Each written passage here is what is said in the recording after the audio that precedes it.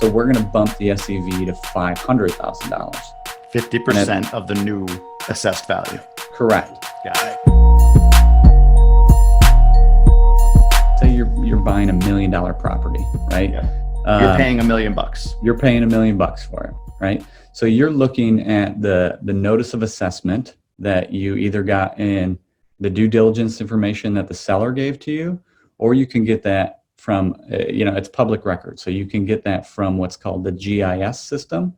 So every county has a GIS, and you can go online and you can search, say, Oakland County GIS, and you might have to pay $1 or $2, but you can look at every parcel and what their taxes have been. It also shows you what their SEV is, and also what their taxable value is. Okay.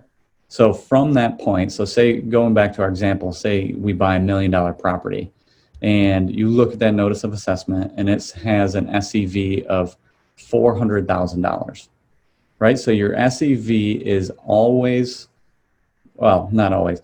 Basically, a good rule of thumb is your SEV is half of what the assessor values your property at, right? So the assessor previously had valued that property at $800,000, but your SEV is $400,000.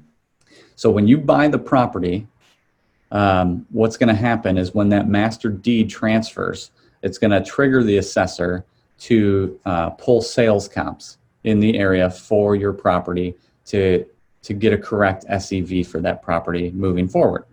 So going with our example of $1 million property, they might pull sales comps for the past 2 years and see that, yep, that's right on the money about where the value of other properties are. So we're going to bump the SEV to $500,000.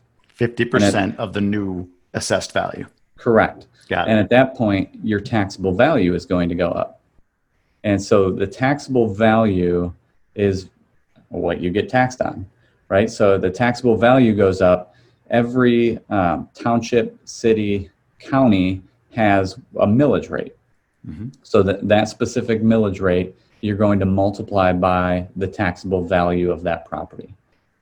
Makes sense. So if you want to be conservative in your underwriting, what I always do is I will bump, say the SEV goes up to 500,000, I'm going to bump the taxable value up to 500,000 and then multiply the taxable value by the millage rate. And that'll give you a good idea of what your taxes are going to uncap.